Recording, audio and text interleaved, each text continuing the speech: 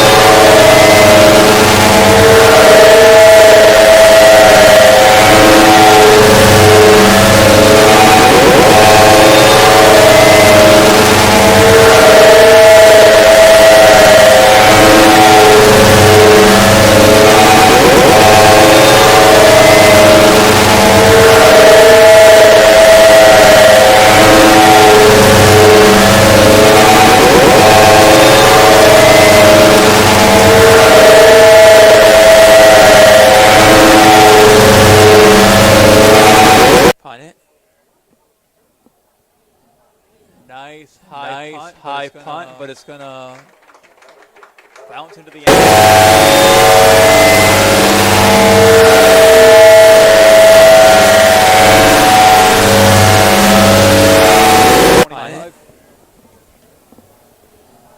Nice high punt, but it's gonna bounce into the end. Nice high punt, but it's gonna bounce into the end. Nice high punt, but it's gonna bounce into the end. Nice high punt, but it's gonna bounce into the end. Nice high punt, but it's gonna bounce into the end.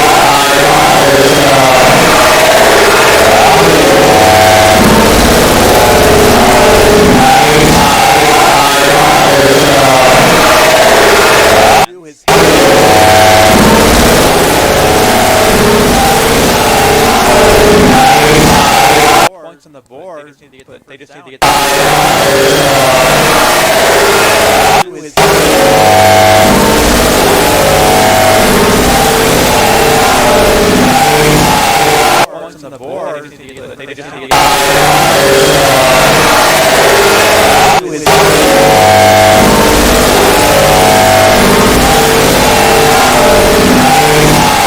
points on the board. They just need to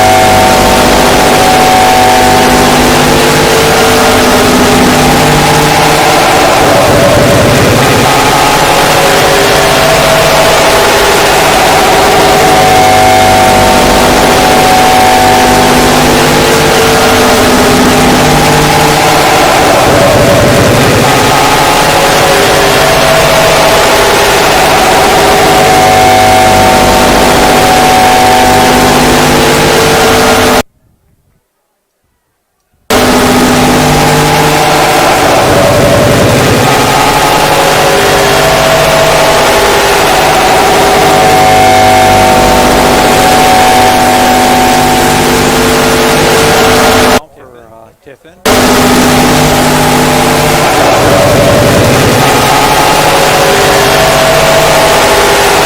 Here on 3rd and 10. 8 minutes left to go. 8 minutes left to go here in the second quarter.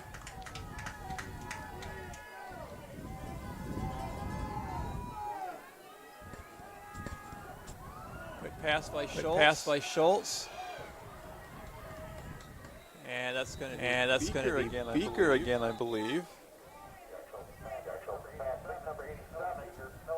Golden Beaker. So it's not going to be a first down, but it's going to be 3rd and short. 4th and short. Excuse me. I thought 4th and short. I saw 3rd on the sideline. So it looks like Tiffin's going to go for it.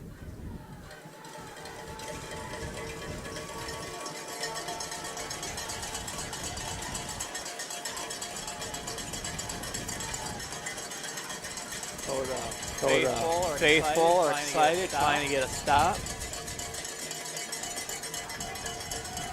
And I don't think he got it. Schultz tried to run the ball up the middle, but I don't think he got anything on that. I think he lost a yard. The officials are setting down the football, and they're kind of trying to eyeball it. They're going to do another measurement here. I don't think we saw any measurements last week. I don't think we've seen any of the season. This is only the second game I've done, so.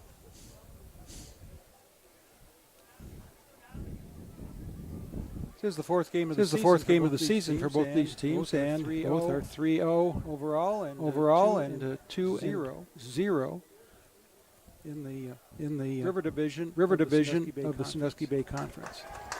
Lakota gets the ball.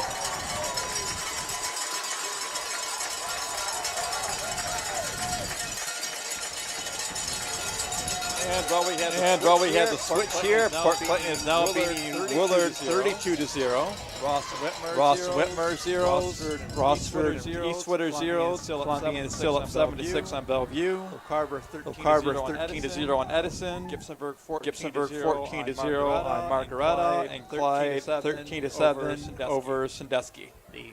The public school in Sandusky.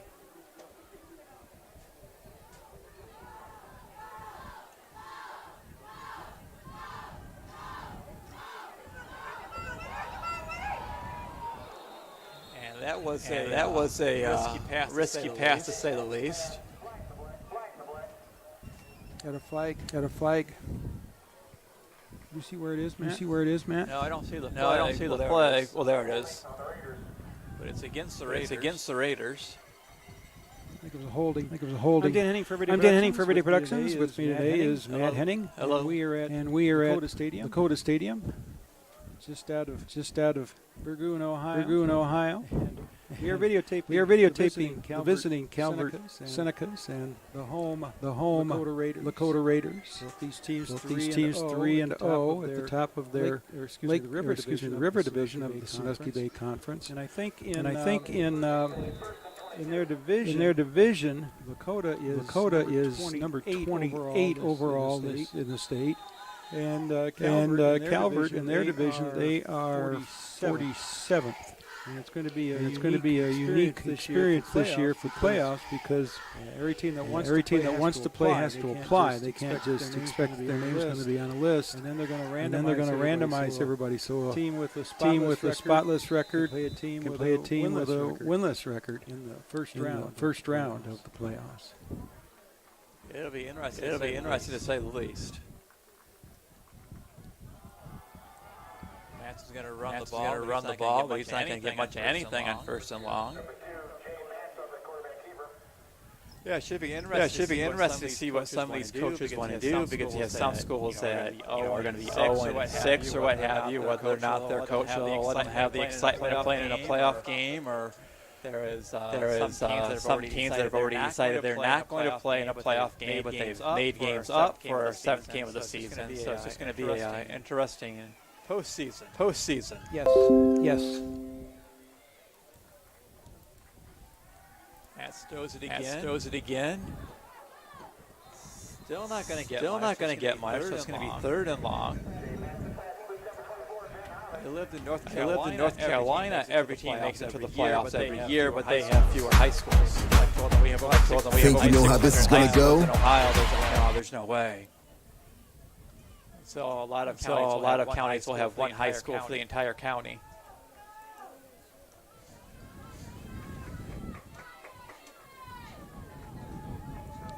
It's going to make it third and 11. Less than 6 minutes to go here in the second quarter. Lakota needs to put some points up on the board here.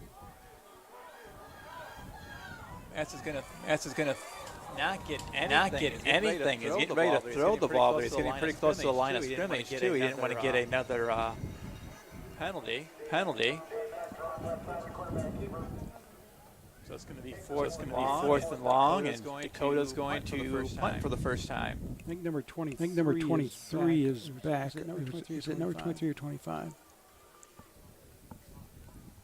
Bifocals. I just find the poor lighting. Well, number 23 is Seifer, and number 25 is Billy Klaus. It's 23. It's 23, and he's going to bobble it. Seifert going to bobble it and just fall right on it, rather than try to pick it up and run forward, which we've seen people do way too many times, and not control the ball. He probably made the right decision, just falling on it. So Tiffin will take over at the Lakota 45. Less than 5 minutes to go here in the second quarter.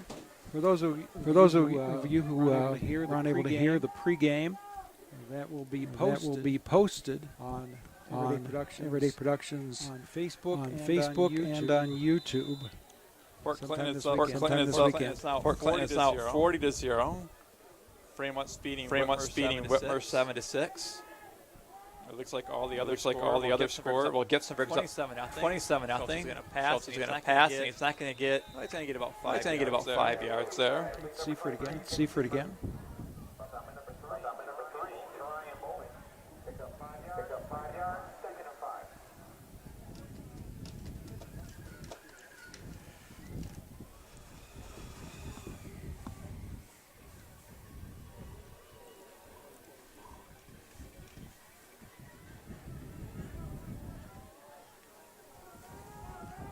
Second and 5.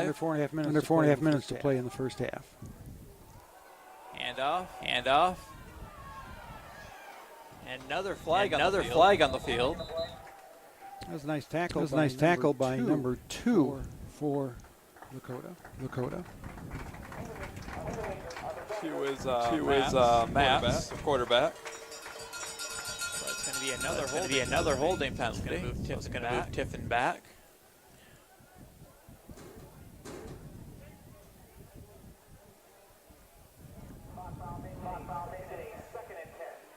Second and 10.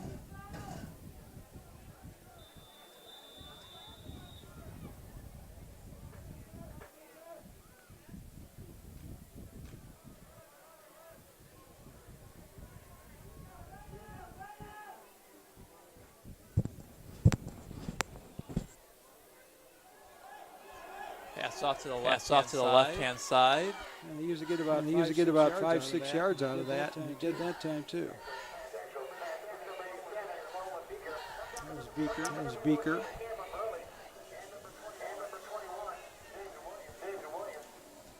Only one touchdown in this game. That was Calvert back in the first quarter. They're up 7-0 with 3.5 minutes to go first half. Third and two.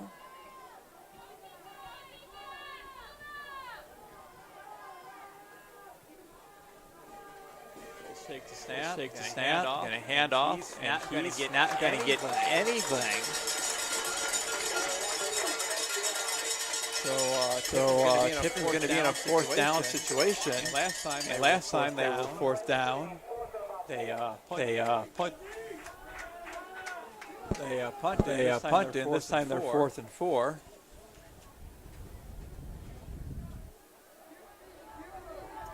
I figured they'd probably go for one because with only under 3 minutes to go in this first half, might as well try it. Their defense has been pretty good so far. And flags on the field.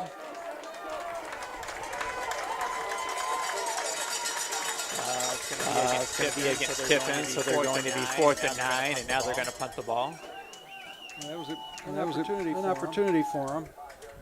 But as it is, they're able to punt it away. Well, it'll be 2:43 left to go here in the second half. We've been taping games. Calvert, St. Joe, Ross, Lakota, and Clyde, and a bunch of them over the years. This is our 31st year.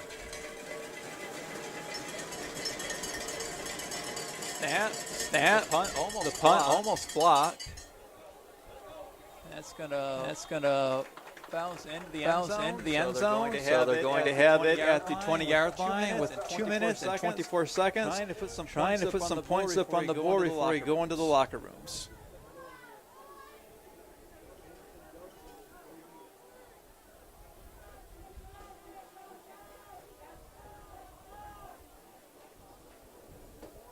I think that Lakota will probably try a couple of passes here. receivers wide on both sides.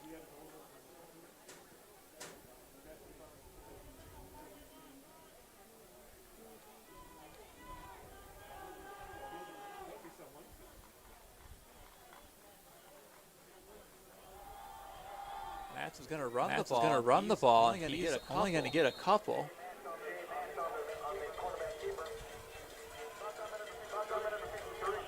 Clock's going to be ticking. There's going to be less than 2 minutes to go here by the time they snap the ball.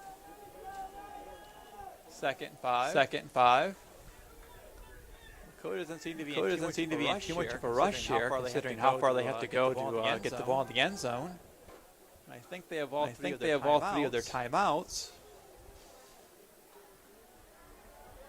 Nice pass. It's going to be a first down. He's going to try to get out of bounds. I don't know if he did or not. First down at least will stop the clock.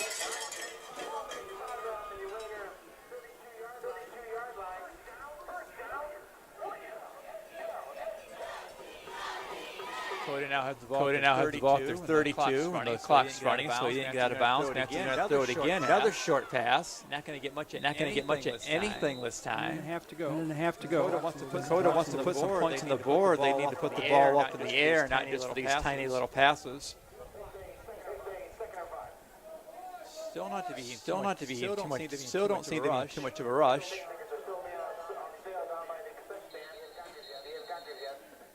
And flag on something. It looks like somebody from Lakota flinched.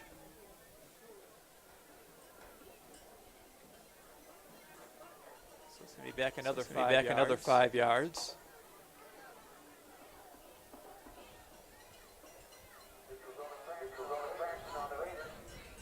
So it's going to be the ball at about their 32. Second and 10. Clock will start running. Minute 9 left. I don't think Lakota is in much of a hurry to do anything here. Which kind of surprises me. Matz was going to throw the ball, but he didn't see there was anybody, so he ran the ball right up the middle and didn't get anything. Now there's 50 seconds left. 47 seconds. I think Dakota is going to be content just to walk into the locker rooms here down 7-0, which I kind of find surprising. Matz is going to run the ball again. He gets pulled.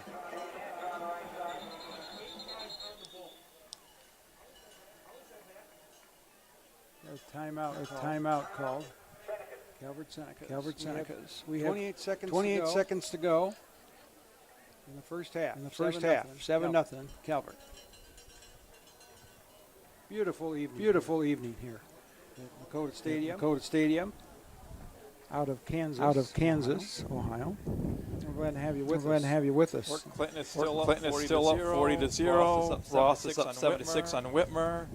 Eastwood is beating Rossford 7-0. Bellevue 14-13 over Tiffin Columbian. Carver 13-0 over Edison. Gibsonburg 27-0 over Margaretta. And Sandusky 14-13 over Clyde. So have quite a few good games in the area. Yep. And we have one going right here tonight.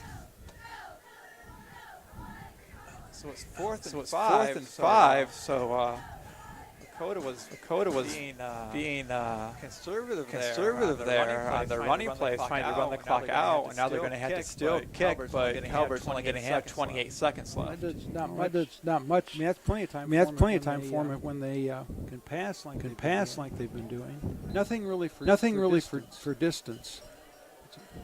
For the most part.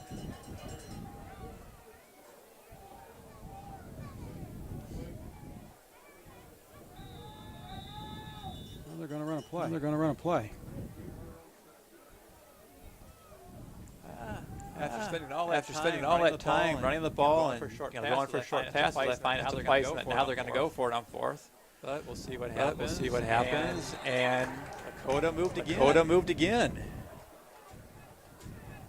So it's going to make it fourth and 10. And now they're going to punt the ball.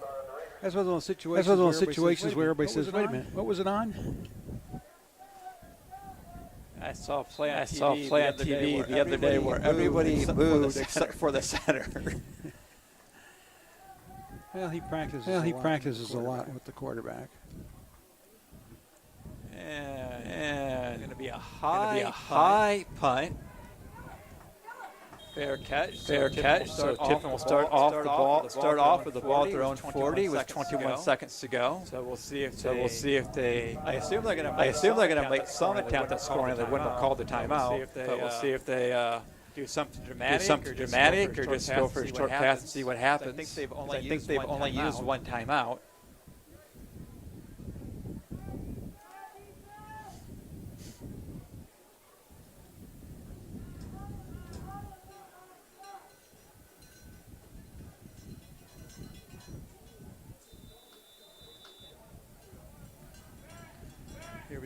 Here we go.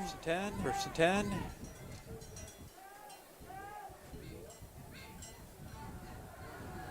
Long pass. It's going to be more Lakota defenders there. And he had what would have been an interception, but it fell right out of his hands.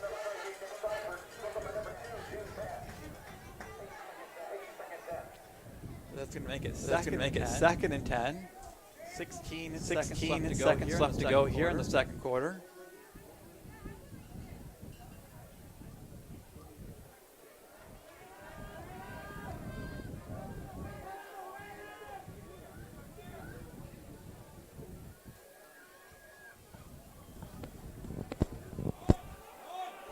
Run the ball and struggle there. He's not going to get much of anything, and I'm going to assume that this is going to be the end of the half here. And it's going to be Tiffin Calvert 7, Lakota 0.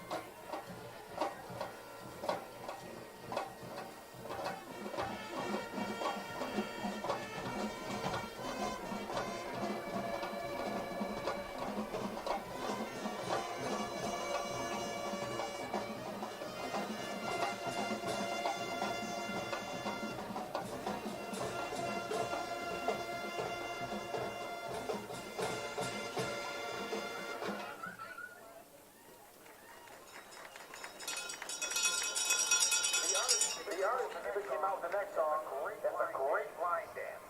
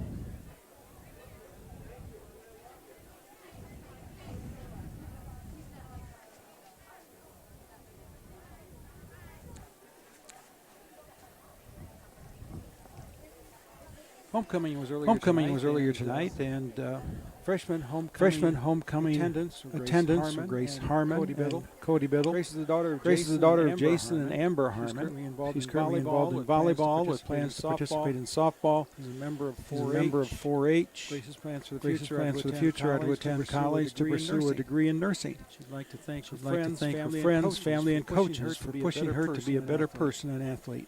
Cody is the son of Chad and Christy Biddle. He participates in football and wrestling. In the future, Cody would like to go to enlist in the military. Cody thanks his parents and all of his coaches over the years that have made him a better person. Sophomore homecoming attendant Kirsten Carr and Cole Roush.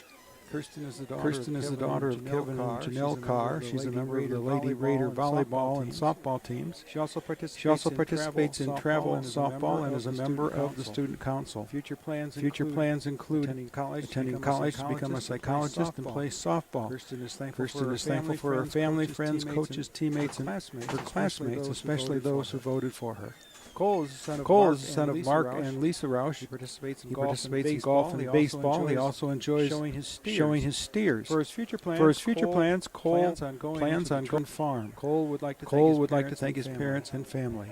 This year's junior homecoming attendants are Reese Paul and Cameron Burley. Reese is the daughter of Steve and Jamie Paul. She currently is a cheerleader and a mat maid. She's also a member of the student council. Reese would like to earn a bachelor's degree in applied science and become an RN and then further her career as a pediatric nurse practitioner. She'd like to thank her family and friends for always supporting and believing in her.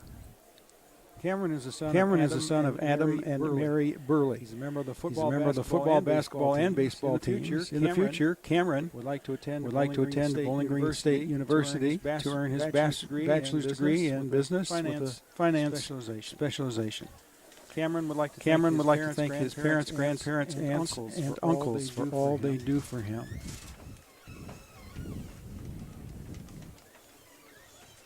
Senior candidates. First was Kendra McDowell, escorted by Gavin D'Amato.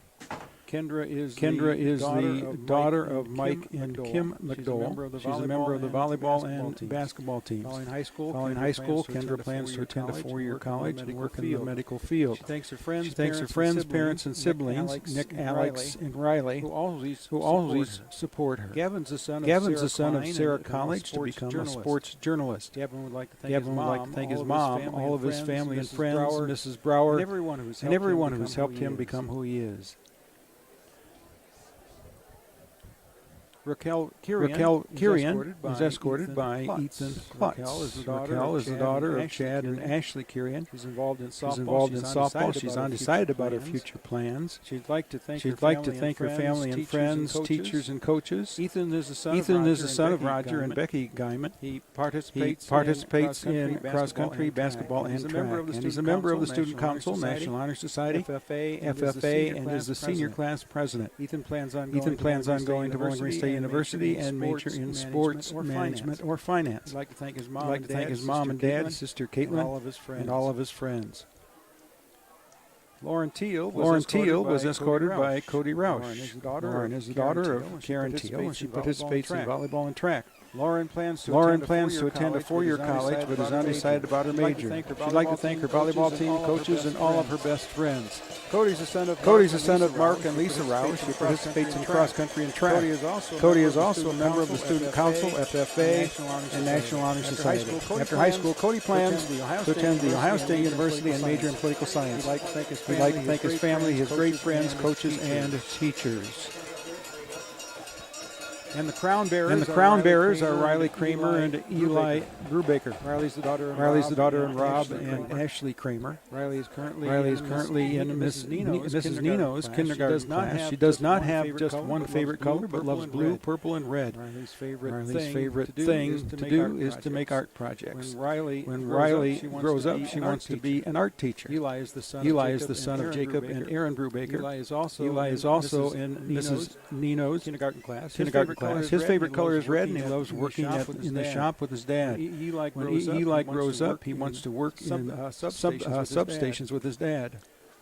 And the 2019 Lakota High School Homecoming King and Queen are Kirsten Linke and Braden Shazer. Kirsten is the daughter of Valerie and John Linke. She is currently attending Montana University and is majoring in social work. Braden's the son of Brad and Michelle Shazer. He's currently attending Ohio Northern University and is majoring in engineering. So they, in turn, awarded the. I'll give that to you in just a minute here. Do we have the kickoff? There we go. We're starting the second half with a 7-0 lead for Calvert. So the picks for new King and Queen. The 2020 Lakota High School Homecoming Queen is Kendra McDowell. And the 2020 Lakota High School Homecoming King is Gavin D'Amato. Congratulations to both this year's King and Queen and to all of the Homecoming Court. I'm Dan Henny for Everyday Productions. With me is Matt Henning, and we are videotaping and showing live this game from Lakota Stadium near Kansas, Ohio. And we've been doing this for about 31 years, but this year we've decided to do some live presentations, and Lakota is our guinea pig. This is our second time here this year. And while we're waiting there, updates on scores at the half. Port Clinton 40, Willard 0. Also at the half, Ross 4, Whitmer 6. Eastwood 7, Rossford 0 at the half. Bellevue 14, Clyde 13 at the half.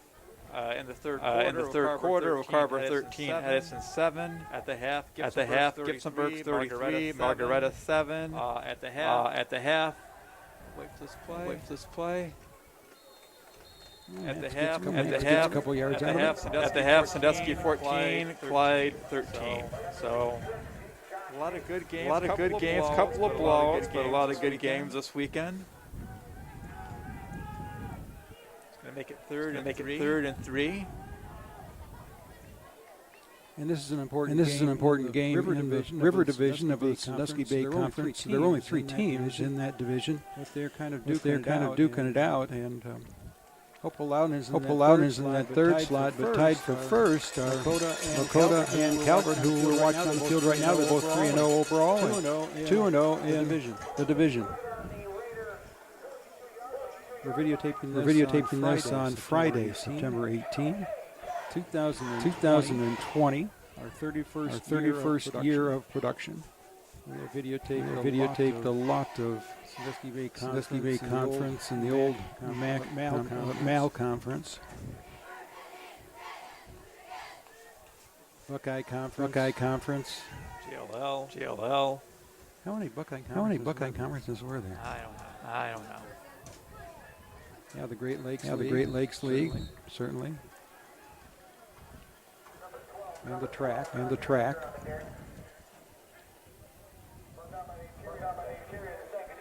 Head coach for Lakota is Mike Lento. Be second and 8 here. 10 minutes left to go. Lakota is still looking to put their first points on the board. Ball at their own 45-yard line.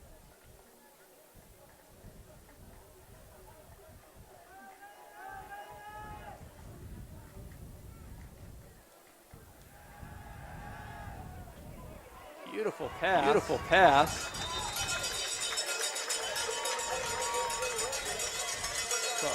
Caught by Lindsay. It's going to be another first down for Lakota. Trying to move the ball down the field.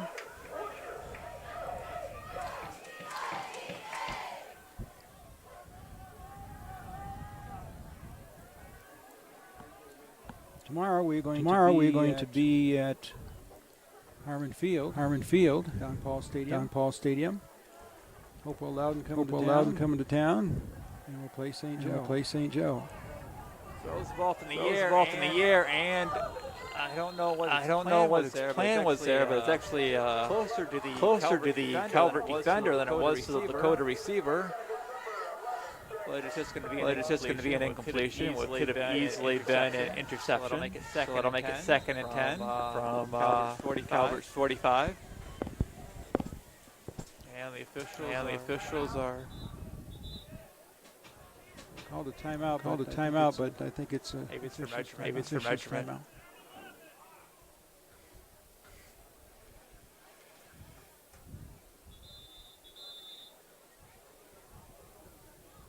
Keeps looking in the end zone. I think there's a mistake on the clock. There were a couple times last week that the officials had their eye on that clock pretty regularly, so they were making corrections. That happens in a lot of games. It just shows the officials are doing their job. Yep. Whereas the official time is always kept on the field. The time on the scoreboard is just for reference. Short run. Make it third and long for Lakota. Number 12 again, Matt. Yep. Carson's under. It's a Z. Third and nine.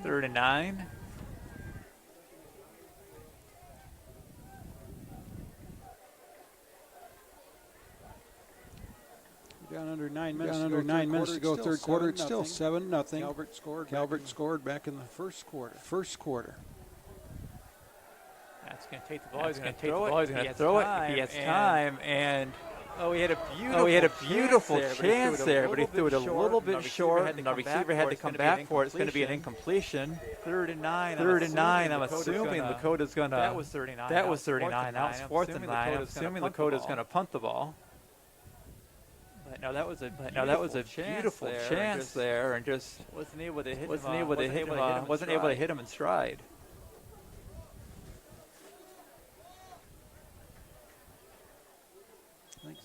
Thanks. Is that Zender out there to kick? I think so. Yes. You'll have to pardon me. When I do games, I look through the camera frame. I look to the field. High punt. Fair catch. It's going to be at about the Calvert 18 or 19 yard line when they're going to take over. 8:25 left to go here in the third quarter. Calvert up 7-0 after their first quarter score. Nothing happened on the scoreboard since then. It's a really nice night for a football game. The band played well too. Of course, we're only here to see the band. The football game is just a bonus. Funky Week Green said that, I think.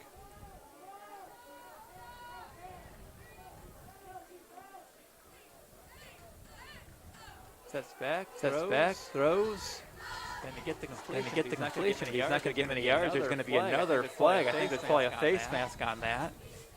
It's right down in front of the official on this side.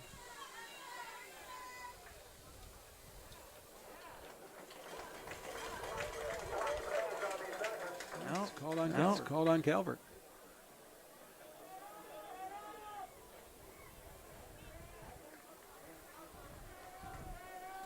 As I said, this is our first year doing live presentations.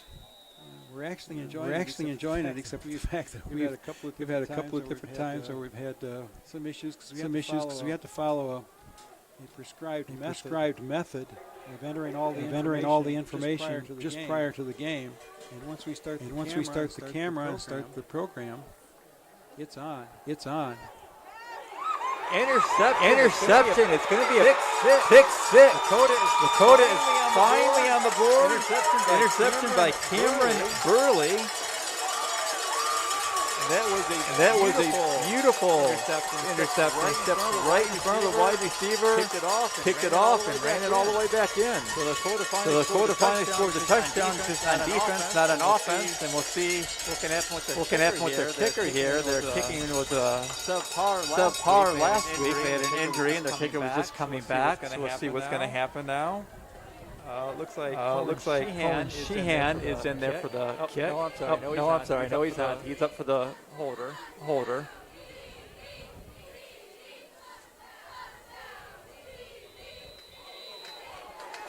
It is good. that was Streaker in for the extra point, and it is now 7-7 with 8:56 left or 7:56 left to go here in the third quarter. And you have a sense of life on the Lakota sideline.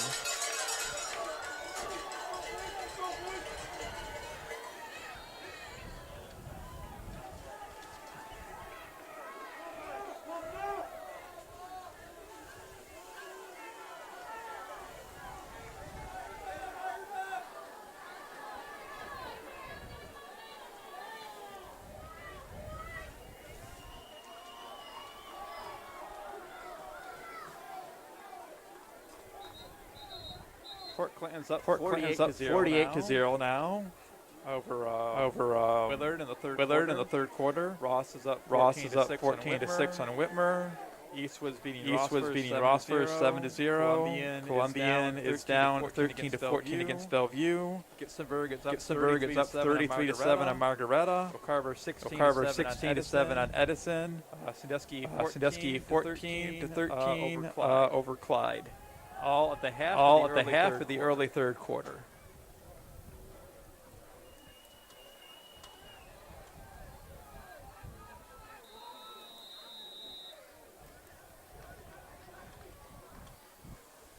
There's a little squib, and it's going to go out of bounds. So it's going to be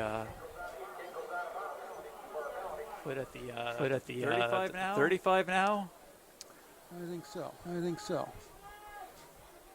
Either way, it'll be first and 10 for Calvert. We'll see what they do now after Lakota making their first score.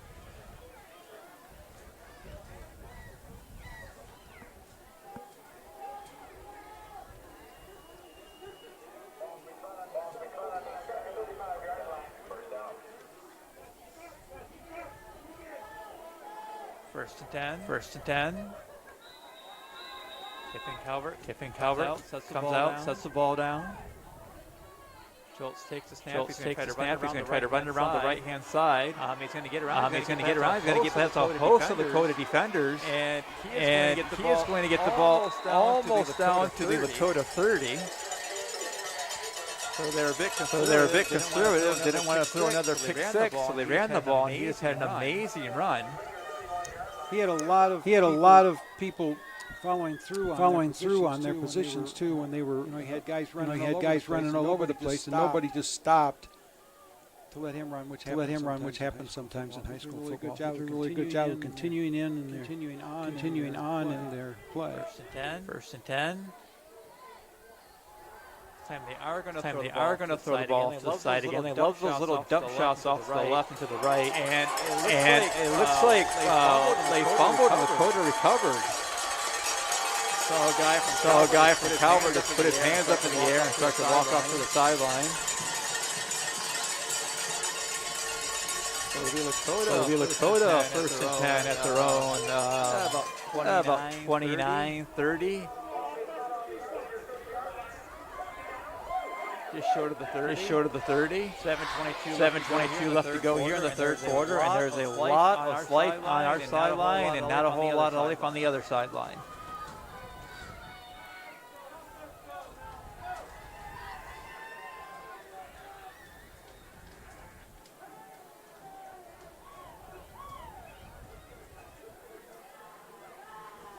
Now the movement. Going to get a couple of yards on the QB sneak.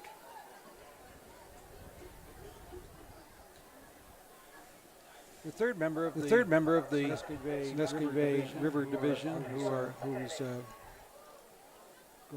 vying for top honors in that division, is Hopewell Loudon, and they are going to be at St. Joe tomorrow night. We'll be there. Smaller division with some of the teams in the SBC not having football and some going down to 8-man football.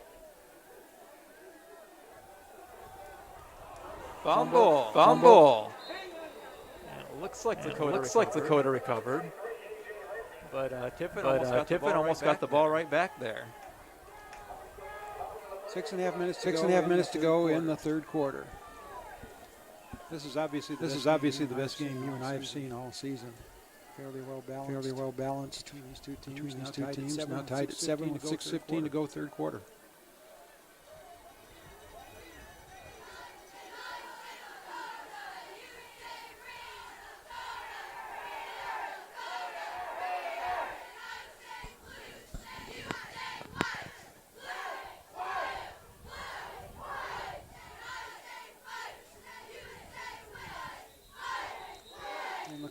Lakota's going to have to call timeout.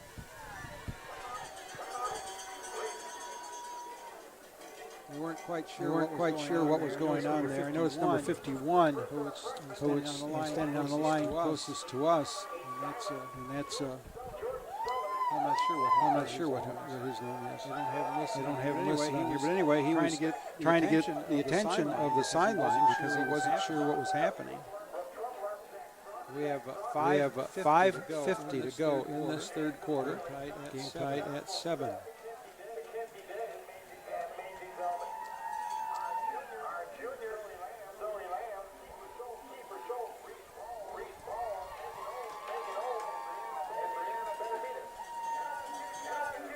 Port Clinton's up on Willard now 54-0. Ross is still beating Whitmer's 14-6.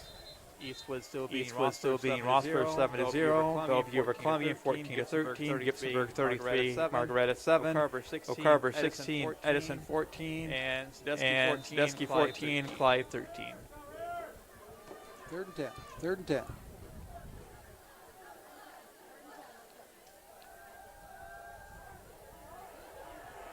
Nats is going to scramble, but he's only going to get 1 or 2 more yards, so he's going to be fourth and long, and Lakota's going to be forced to punt the ball. Well, there was good coverage out there by Calvert, 87-11, and I can't see what the number is on the far side there, Matt. But they were out there with really good coverage, and there was no place for Nats to throw it.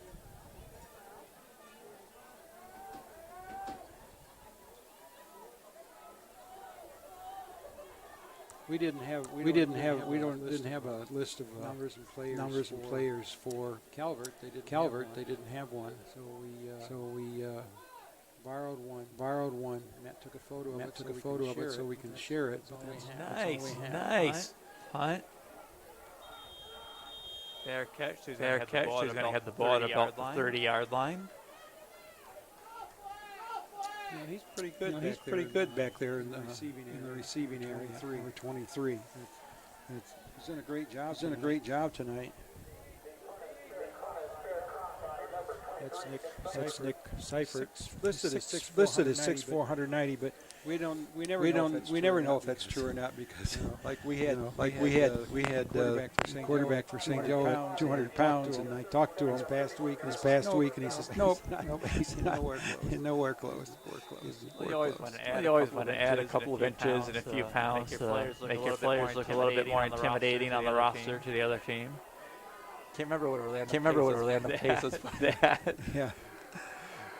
I think he just said big. Well, he was big enough in high school that you didn't have to lie about his number. I remember videotaping him in games against Fremont Ross. He came from Sandusky. They would always have him walk onto the field with the two shortest guys, one in front of him and one behind him, to make him look even bigger. Fans would be talking trash to the Sandusky players down the field. When he came out, silence. Second and five. Yeah, a little bit of misdirection there. And Schultz is going to get out to close to the first down marker, but not quite. 4:14 to go third quarter. The game has gone along rather swiftly. Of course, for us, it went rather slowly in the first half when I was having trouble with the sound. I think we fixed that. Although I understand we're getting repeat on it. For some reason it repeats what we say. Third and one. Just need to have a closed captioning system. Yeah. They put a little bag out there where the ball's supposed to be, and the officials do not have to touch the football. They're not supposed to. That's a reception. A couple of times we've seen the players run down the field and like, you got to go back and get the football. We don't do that anymore. Yeah. Well, the center's actually anybody can on the team can hold it, but the center usually is the one who has to have control of it. In the days of COVID-19, It's like backyard football. Yeah. Less than 4 minutes left to go. First and 10. What about the 47-yard line? Calvert's 47-yard line. Step back and he's going to throw. He's throwing it up the middle. Threw it behind the line, but he's still going to get a couple of yards. One thing that Calvert can do well is they can slice into the middle of the field. They've been very good at it. The quarterback has carried the ball for yardage up the middle of the field. Short dink and dunk type passes. Dink and dunk. Yeah. I heard a guy call it that the other day. I won't tell you who it was. He's a coach. Sponsored by Dunkin' Donuts now? Yeah. Dunkin' Donuts. Second and 7.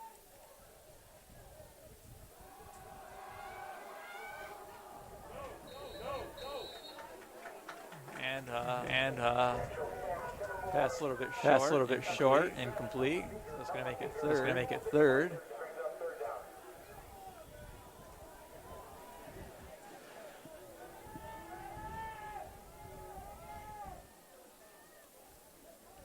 Three and four. 3:04 to go. Third quarter. Lakota Stadium. Ball at the 50.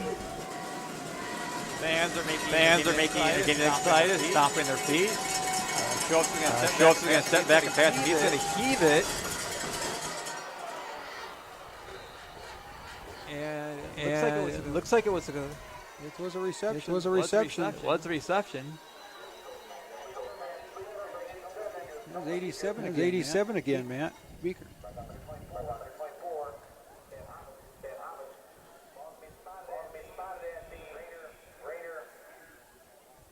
It's always nice playing a game where we can see the cornfields when it's daylight. We saw those before the game. Out in the country. Officially from Kansas, Ohio. Well, we have Burgoon close by. Not very far from Bettsville. And a beautiful mid-September night.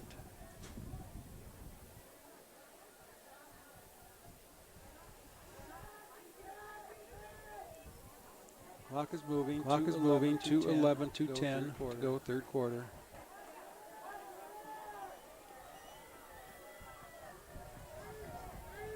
Second and 8.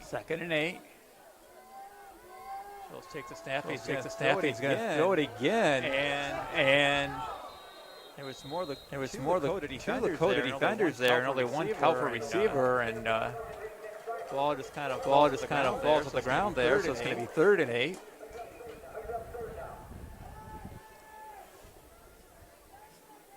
I don't know what type of field goal kicker Calvert has. So if they don't get a first down here, it'll be interesting to see what they do. I don't see them punting the ball when they're at Lakota's 20.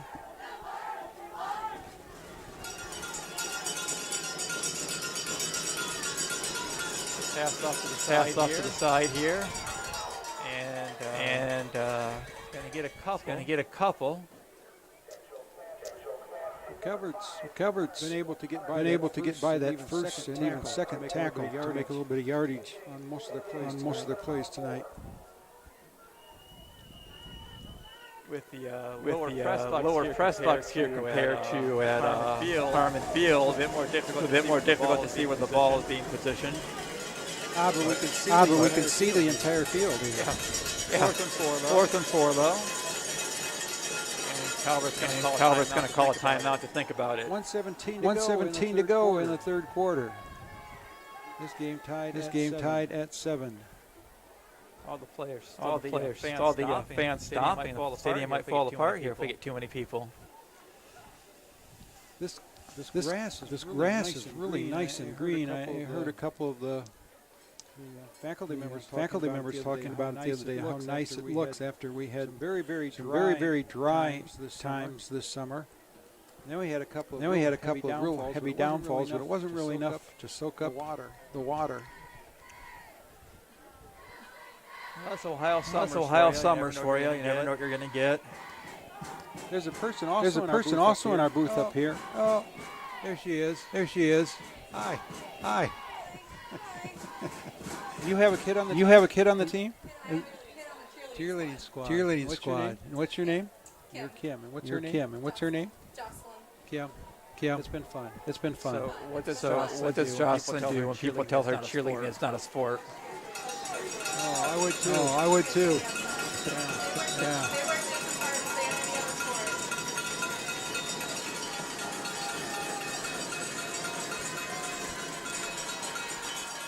It's going to be a completion. And you can see Lakota looking over to the sideline to see if they got a first. Calvert thinks they did. You tell Jocelyn we appreciate all the effort cheerleaders go into. It's a lot different from when I was a kid because they basically just did some cheers, but now there is all this choreography that has to go into. Oh yeah. They placed it safe. They get a lot of respect from me. This is the third time this game they've had to bring the chains out. You have to bring it all the way over to the sideline.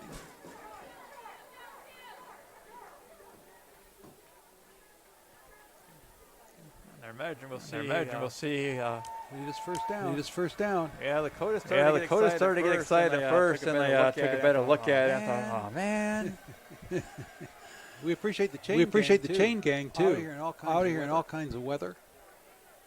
Yeah, because we get to move around a little bit up here in the press box throughout the wind. When you're the chain gang, you just stand there.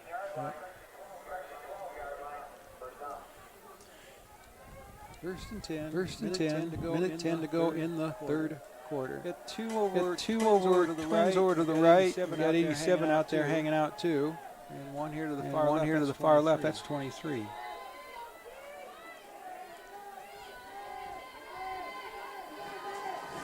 Schultz is going to run the ball, and he has to throw it. And he's going to get a penalty there because he just threw the ball where there was nobody, and he wasn't outside the pocket yet.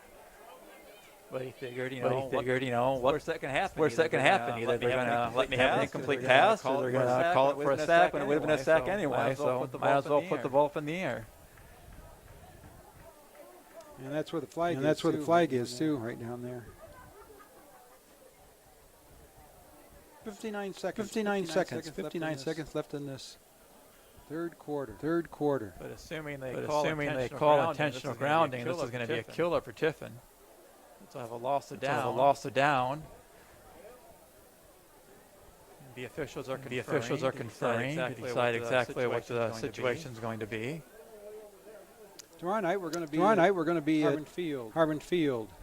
Don Paul Stadium in Fremont. Hopewell Loudon coming into the stadium against Fremont St. Joe.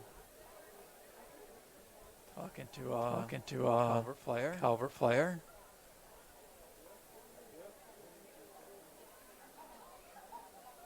Do a flag down again, but I think it's the same penalty.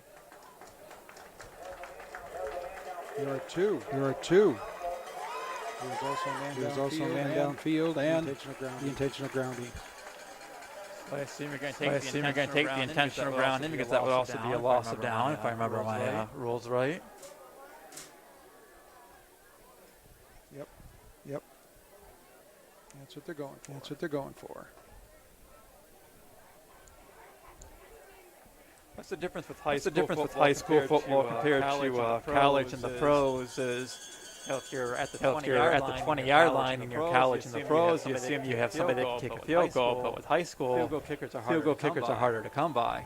So going from the 15 to the 20 can be a huge difference. Especially when you're small school, your lower division. Well, there's no glory in being a kicker too. So when you're playing out in the field, when you're a kid, everybody wants to be the quarterback or the wide receiver or the cornerback. You don't have anybody running out there wanting to be the kicker. Well, not very many at least. And of course, a lot of the teams now are getting kickers that are on the soccer team. Well, my dad, your grandfather, did some kicking up at Scott High School in Toledo. Phelps is going to look for somebody, but he doesn't see anybody. He's going to just fire the ball. And now the ball hit the bound. Lakota thought they had an interception. But the official who was right on top of it, of course, we're quite a bit of ways, saying the ball hit the ground. There is no debate about it. And there's no instant replay in high school football during the regular season. People have pointed to me sometimes at games and says he has it on tape. Nope, sorry, it's not official. So it's going to be third and 19. Calvert's going to step back. This time he's going to have a wide open receiver, and he drops it. So Calvert goes from having a great position to go ahead in the game to having a penalty, almost an interception, now having an incompletion. So it's going to be 4th and 19. And obviously there's no way they're going to punt it from here, but I don't think they have a field goal kicker that can kick it that far. 47 seconds left in this third quarter, game tied at 7. He's going to set up.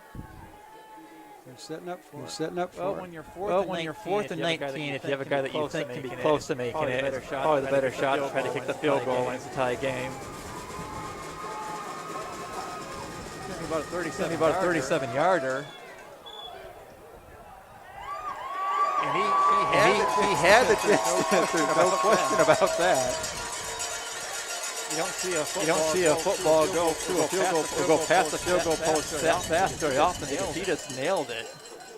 But Lakota's going to take over now with 45 seconds left to go here in the third quarter, and the game is still 7-7. So quite a surprise that Tiffin not being able to score that time. Yep.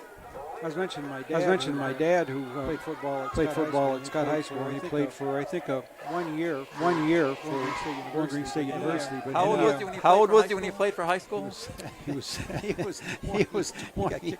He got kicked off the team because they was too old. His aunt ratted him out. Yeah. Port Clinton 54, Willard 0, Ross 14 over Whitmer. Whitmer having 6. The play here. Even though my dad was overage, he still was all city center. It gives you the advantage when you're 3 years older than everybody. He wasn't very big though. East with 7, Rossford 0, McCarver 16, Edison 14 in the fourth quarter. Gibsonburg 47, Margaretta 7. Sandusky, Clyde 19, Sandusky 14.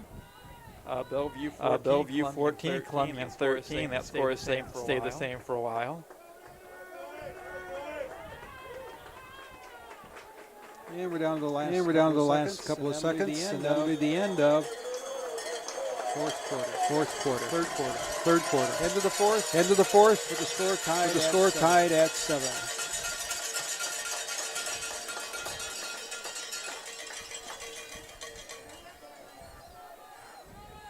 Our good friend Tim Milton, who has attended a lot of games with us over the years, down on Hickory Street, Fremont, has been hospitalized since back in February, I think. I think earlier than that. I think it was before the new year.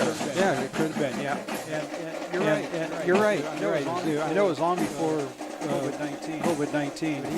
But he has been in various hospitals, different places.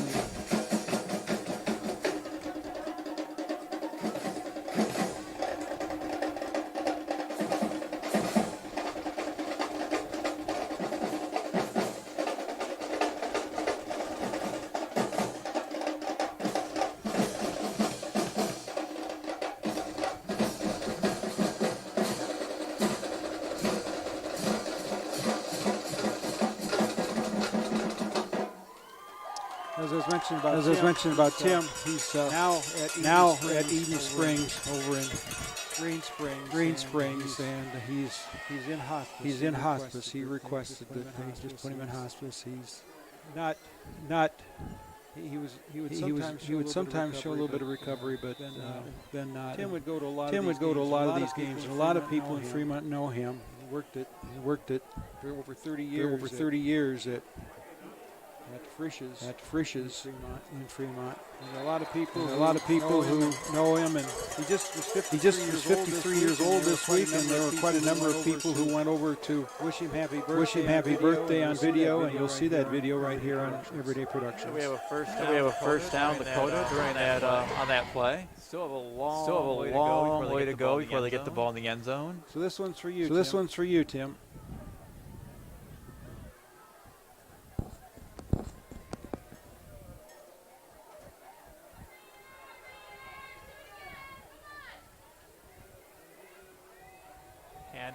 Handoff, and he's not going to get anything. I might have got a half a yard.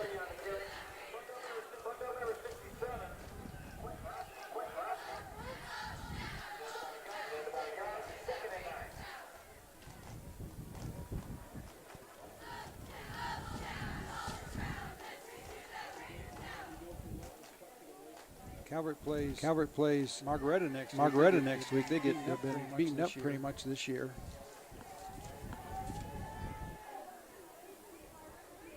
I think they're losing big to Gibsonburg tonight, aren't they? I think so.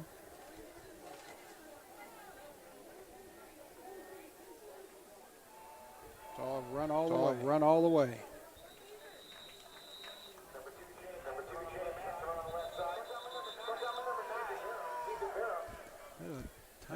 Timeout called. There was a flag. Well, the Fort Clinton game against Willard is now a final because, of course, they had a running clock in the second half, 54-0. That was not a flag. Sorry.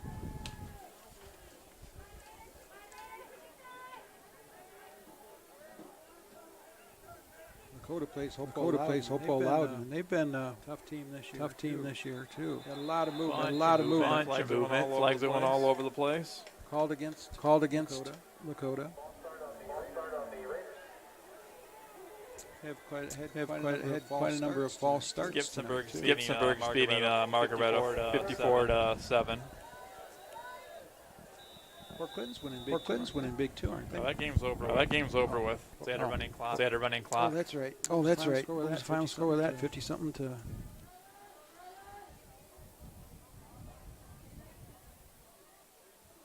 54-0. I thought 54-0.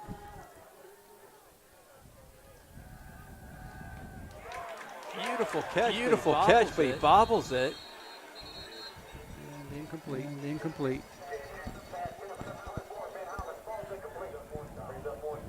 Fourth down, 9:40 to go in the final quarter. Going through scores real quick. It's still hesitant at the half of Ross beating Whitmer 14-6. Eastwood 7, Rossford 0 in the third quarter. As I said before, Port Clinton 54, Willard 0. That game's over. In the fourth quarter, Edison 20, Oak Harbor 16. And in the fourth quarter, Gibsonburg 54, Margaretta 7. Fair catch. Clyde 19, Sandusky 14 in the third quarter, and Bellevue 14, Columbian 13 in the fourth quarter. And we have seen with that nice high punt almost every time Calvert's had to call a fair catch. And it was the. You'll notice that the person who caught the ball, Seifert, handed the ball to Lakota player. That's because obviously they've always done this. A team plays with its own football, but with the coronavirus, they don't want the officials touching the ball at all. So he handed it to the opposing player. 7-7, 9:34 left. Calvert scored the ball, I believe, on their first possession, and they've had some decent possessions since then, but they haven't put the ball in the end zone, and they missed their field goal.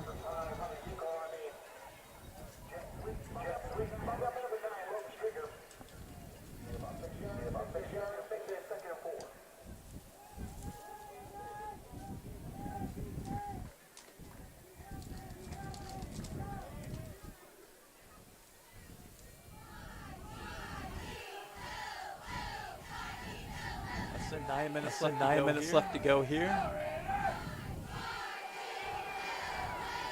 Another handoff, and he's going to get the first down and then a few. You'd think that with all the nice plays that Calvert's been able to run tonight, they'd have more points up on the board.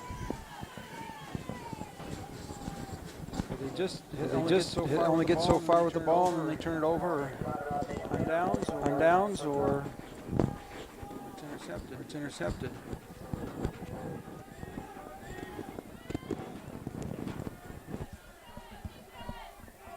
First to 10 at about Lakota's 40.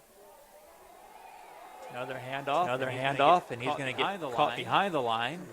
Number five.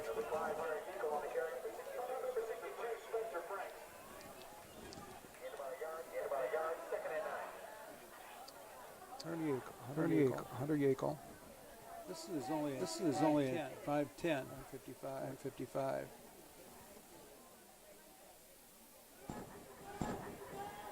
Clock is moving. 8:19 to go. Fourth quarter.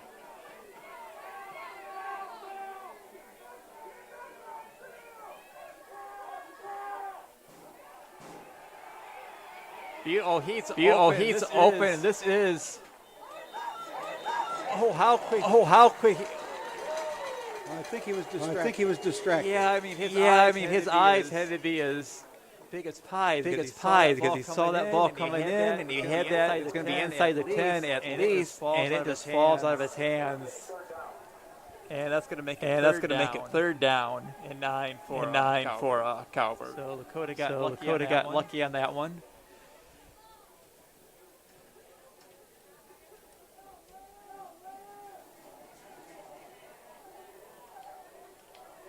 So we'll see what Calvert does here.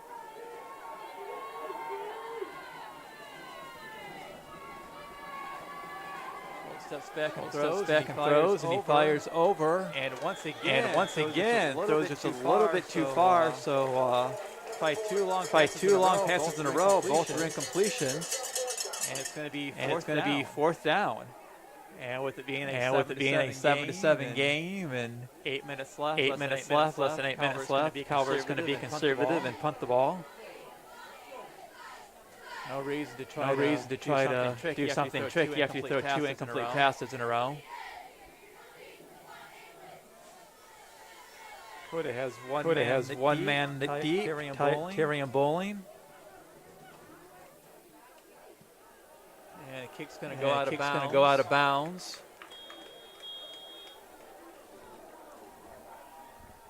We have 7:52 to go in the game, and we're tied at 7.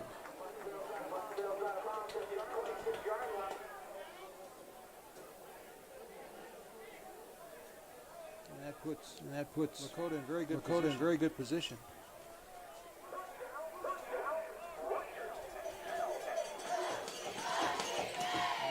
At 26-yard line. So Ross over Whitmer still 14 to 6. But that's at the half. I don't think anybody's updated that for a while. As they said, Port Clinton in their final, 54-0 over Willard. East was 7. Ross for 0. They have that listed as a final now too. Bellevue 20. Columbian 13 in the fourth. Edison 22. Carver 16 in the fourth. Gibsonburg 54-7 over Margaretta in the fourth. And Clyde 26. Sandusky 14 in the fourth.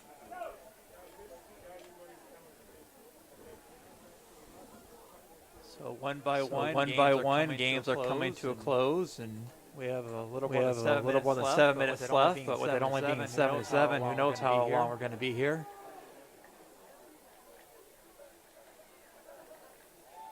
Handoff.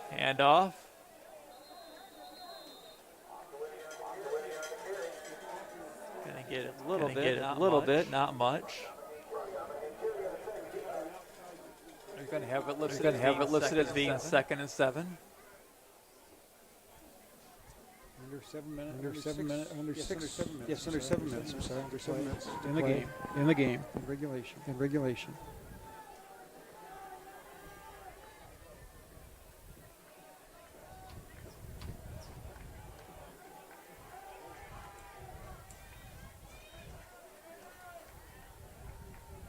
Nats takes the ball. It's time. Protection. He's going to throw the ball. Incomplete. Knocked out of his hand. He caught it. I don't know if he would have stayed in bounds anyway, but the Calvert player comes over here and helps him up. Pats him on the back of the head. So it's going to be 4th and 4. And Lakota held Calvert, but now they're going to have to give the ball right back. Last week, Calvert beat Gibsonburg in overtime. 31-28. Exciting game.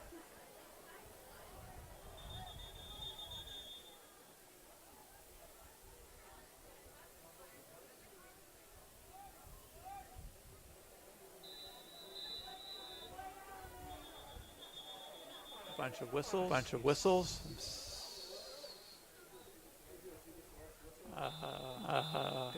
Doesn't like anybody knows why there are a bunch of whistles, but nice long punt. And this time he's going to run it, but that was a big mistake because he doesn't even take one step before he is blocked. Austin DeWitt on the tackle there, and I think he just caught a fair catch there. He pronounces that Witty, doesn't he? Witty, I apologize. I think we ran across that last week. W-I-T-T-E. See, she corrected us last week. Now she's over there just laughing at us. They still can't get their names right.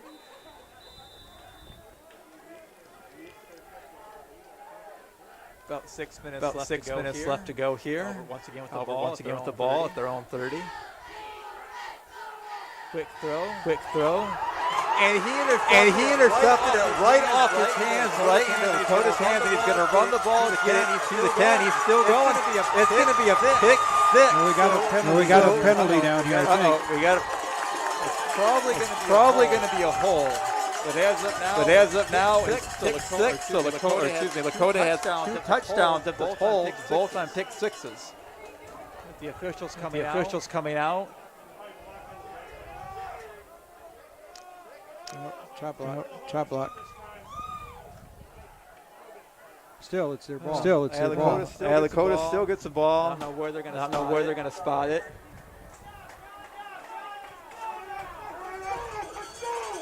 You know, when there's something that happens like that, everybody's trying to change direction, and change speed. It's easy to make an error.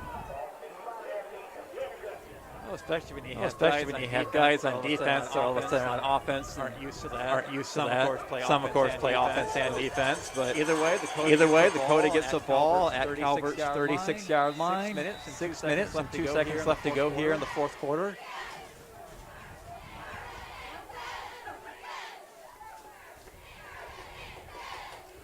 They have wide receivers on both sides. Two of them on the far side. Let's see how Lakota plays us. And that was just not a pretty pass. He's lucky that was not called a behind the line pass. That could have easily been a turnover. 6 minutes even to play in the game. Tied at 7.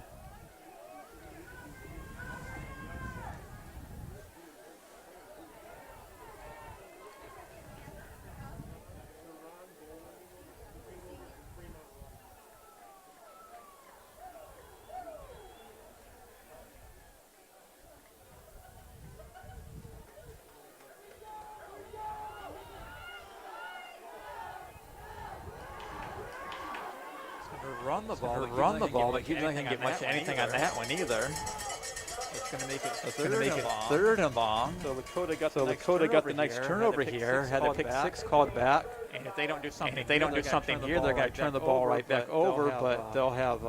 They do turn the ball over if they do punt it. Tiffin will be in very poor field position. They have 3 yards on that. 3 yards on that play.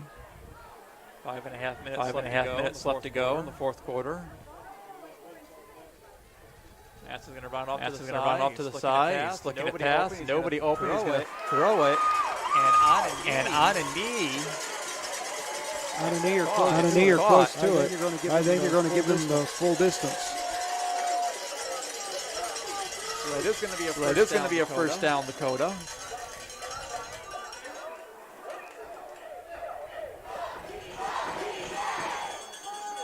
That's going to be first and 10.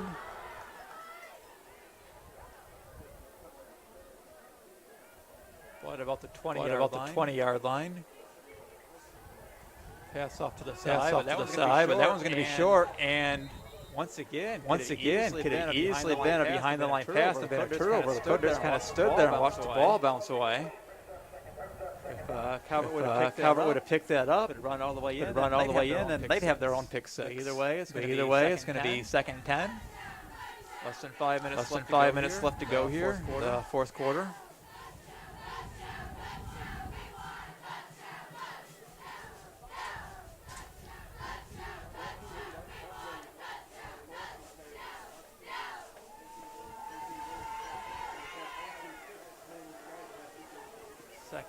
Second and 10. Handoff up the middle, and he's not going to get anywhere on this, so it's going to be third and long.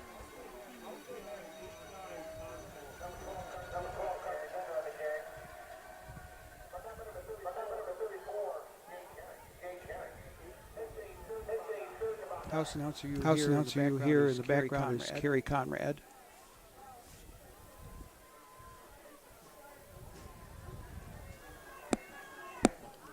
Third and nine.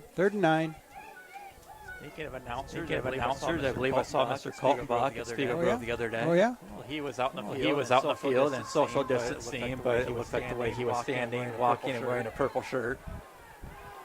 You knew who he was. Gave me a big wave. Timeout. Raiders have a timeout. Tied at 7 with a little over 4 minutes to go in the game. We're going to be at Harmon Field, on Paul Stadium. Saturday the 19th, tomorrow. Still have Ross 14, Whitmer 6 at the half, but these are all fan updated, so maybe it's the third quarter, nobody scored. Like I said, Port Clinton 54, Willard 0, that game's over. Eastwood 14, Rossford 0, that game's over. Bellevue 20, Columbian 13, fourth quarter. Sandusky now 27, by 26 in the fourth quarter. And Gibsonburg beat Margaretta 54-7. Oops, one more. Edison is beating Oak Harbor. That game's over with 2. Edison 22, Oak Harbor 16.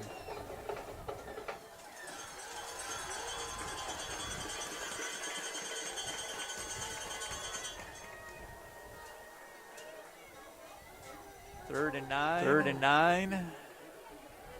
4:06 left to go.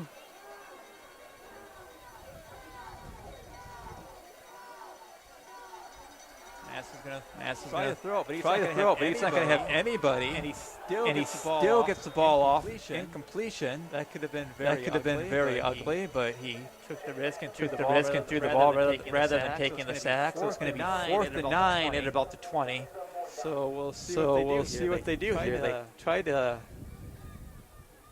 Last time they tried to kick a field goal and missed it.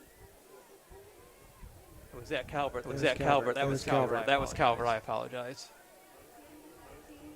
But it looks like Lakota's going to go for it. They've had some injury with the kickers. Injuries with the kicker. So it'll be 4th and 9. 4 minutes left to go here in the fourth quarter. Steps back. Throws, and nobody was quite on the same page, and the ball just bounces away, and Calvert will take over. Logan Streaker is the kicker. I think he was injured again in this game, but he had missed 2 games because of leg injury.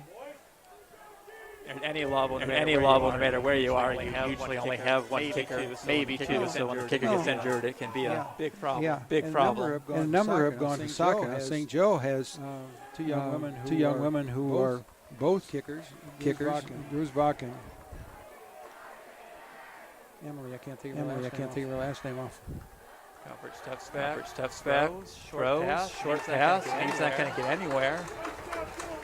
We'll see them tomorrow night at Harmon Field. They both play soccer. Ironically, they play soccer for Ross because St. Joe does not have a girls' team. Actually, I think Emily plays over here. Really? Yeah. So I thought I saw in the Toledo 11 News on both getting in the car together from Ross. Maybe not. But taught at Lakota a little bit taught at St. Joe a little bit last year for a teacher who was on maternity leave. And Calvert run out of bounds. But with St. Joe being a small school, not a lot of sports, you see a lot of people with the St. Joe jackets that letters spell the area schools like Perrysburg and Ross and everything else. Well, there are a couple of on this team who are technically in other districts. They live in other districts, but in order to get a chance to play, come over here, and they're doing well. Wherever you go, if you can pick a good school, that's the best thing. It's going to be first and 10. Ball at the 30-yard line. 3 minutes and 14 seconds left. Nice catch. He could have run the ball out of bounds, but he stayed in bounds. 3 minutes to go. That was Seifert again.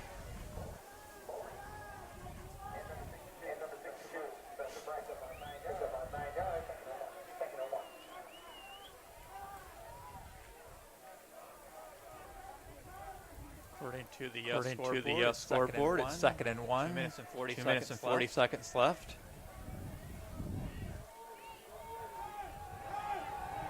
He's going to heave the ball right down the middle. Beautiful pass. It's going to be a completion. Get the ball almost up to the 50.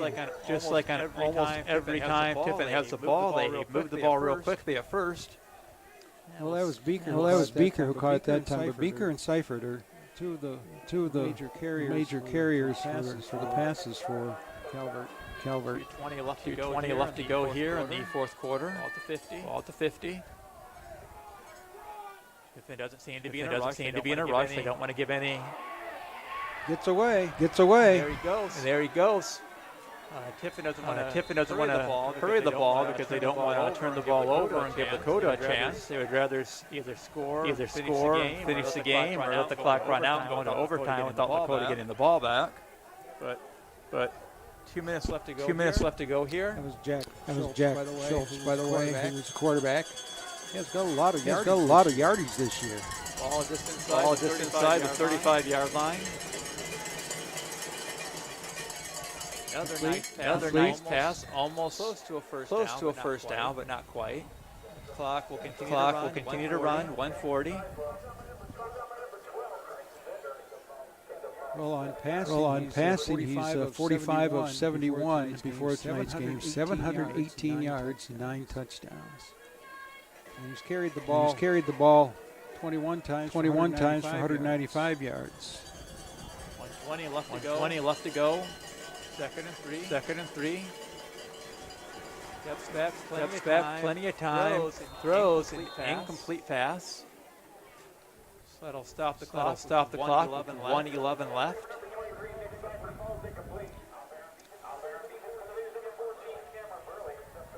Third and 3. Ball at about the 30-yard line.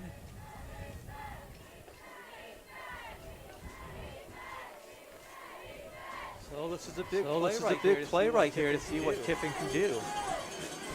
Ball at about the 25-yard line. I'm sorry. Steps back. Quick pass. Complete. He's going to get the ball at bounds. There's a penalty. And I'm thinking it's probably going to be a hit out of bounds. Well, that came in pretty quickly to being a late hit. Holding. This is going to be a killer for Tiffin.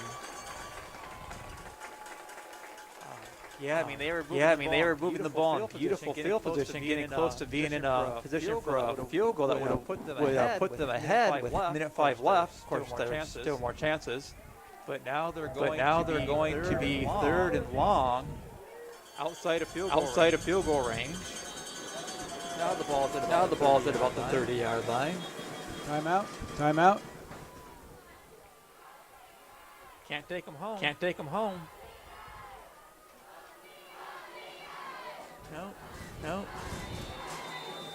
Well, that was just an official's time. off to the side there.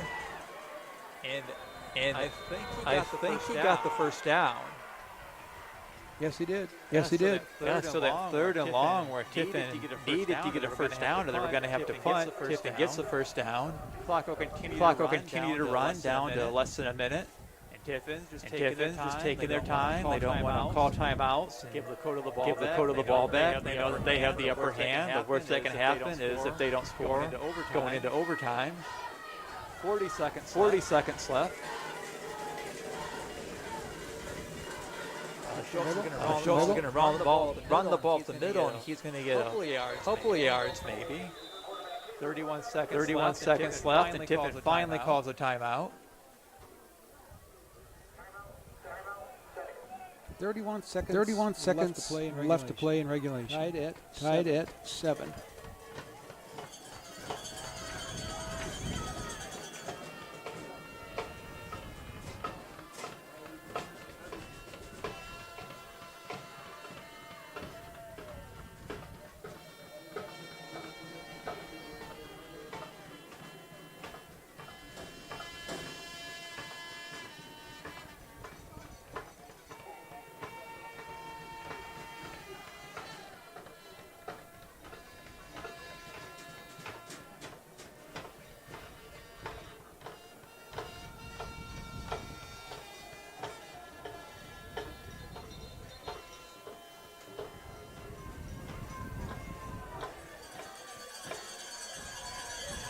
Okay, so according to wait for the play here.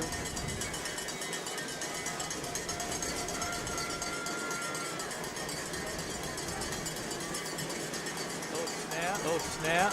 They're on the ball, but he's going to get tackled behind the line. Fort Clinton 54, Willard 0. That game's over. The Roth game was finally updated. They beat Whitmer 28-26.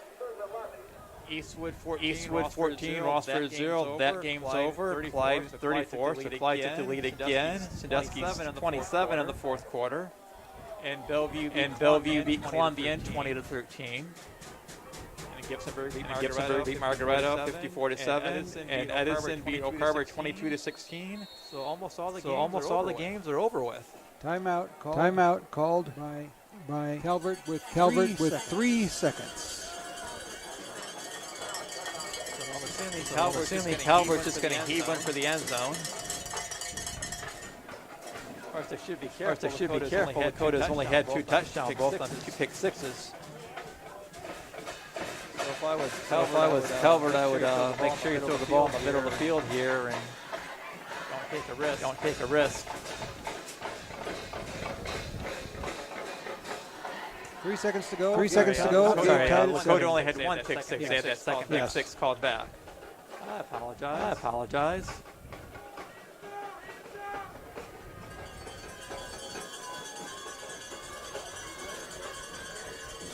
So the play of the game, probably the last play of regulation. They're going to kick it. This will be a 40-yard kick if he makes it. Lining up. And Dakota's going to make him think about it. It's been a long time since I've seen somebody at a high school game kick a 40-yarder. Long time. I believe Rakes for Ross had a 42-yarder at one time. Yes, he did. I think that's still the record. I don't know what McCarthy's distance was, or if he even kicked field goals here. At Ross. He was a quarterback. They were pretty good. I don't think they needed to kick many field goals. Yeah.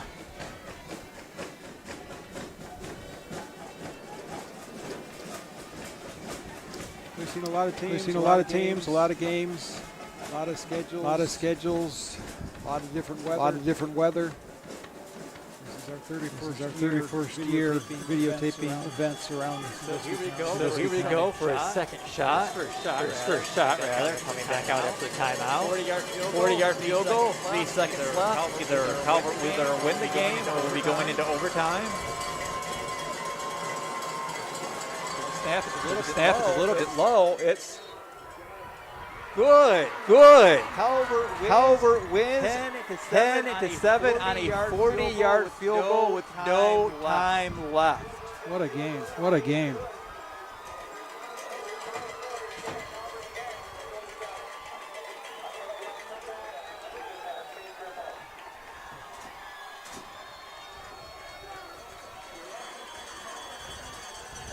Final score is 10-7.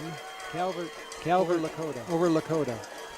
I'm Dan Henning for Everyday Productions. We're glad you've been with us. And with me today is Matt Henning. Have a nice night. He'll be joining us right here again next time. Let's listen to the band a little bit.